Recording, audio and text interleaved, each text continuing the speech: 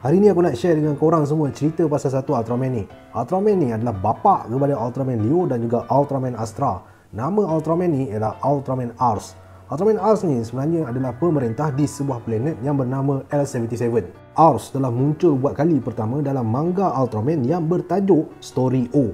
Sama je macam penduduk di planet Nebula M78, Ars dan penduduknya telah berubah dan memiliki kuasa makhluk Ultra selepas diorang pun terkena cahaya daripada plasma spark. Ars kemudiannya telah menggunakan batu diraja yang telah terkena cahaya plasma spark untuk dijadikan medium supaya dia pun boleh berubah menjadi makhluk Ultra. Jadi dengan kuasa Ultra yang ada pada Ars, dia pun menjadi pelindung planet L77. Selepas beberapa ketika, Ars pun berkahwin dan dia mendapat anak kembar yang bernama Leo dan juga Astra. Ars dapat tahu yang anak dia dua orang tu turut memiliki kuasa makhluk Ultra, tapi diorang ni tak ada alat yang boleh dijadikan medium untuk diorang bertukar menjadi makhluk Ultra. Jadi Ars pun menggunakan batu diraja untuk dijadikan medium supaya anaknya juga boleh berubah menjadi makhluk Ultra.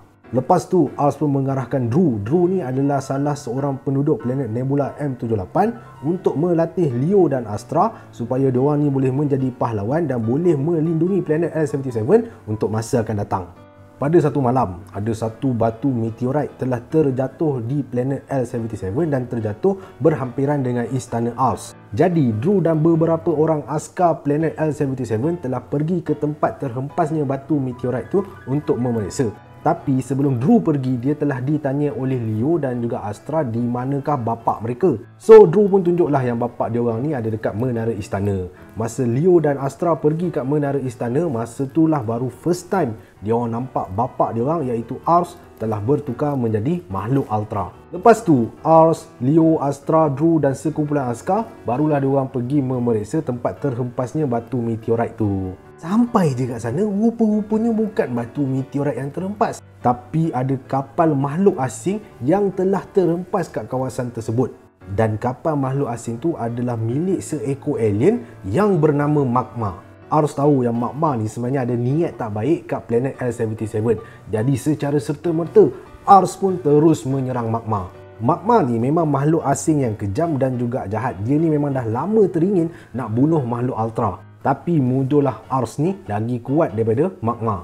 Tapi Magma ni pandai, dia tak datang bersendirian. Dia datang bawa dua ekor raksasa yang dikenali sebagai raksasa adik-beradik, iaitu The Gilas Brothers. Gilas Brothers ni telah mencampak satu kapsul ke arah anak-anak Ars. Ini menyebabkan Ars terpaksa mencampak pedangnya ke arah kapsul tu supaya dia dapat menyelamatkan Leo dan juga Astra. Dan tindakan itu menyebabkan Ars berada dalam keadaan terbuka yang membolehkan dia diserang oleh Magma. Jadi Magma pun apa lagi, dah tengok Ars tu dah terdedah, dia tikam kaki Ars tu. Magma kemudiannya mengambil Astra dan membawanya lari. Sebelum bertindak untuk menyelamatkan anaknya, Ars bertukar semula menjadi human form supaya dia dapat menerima rawatan. Pada masa yang sama juga, Drew telah bercerita kepada Leo bahawa bapa dia tu adalah makhluk Ultra dan memiliki kuasa yang sangat hebat. Selepas dirawat, Ars yang telah berubah menjadi Ultraman semula segera pergi mengejar Magma yang telah menangkap Astra.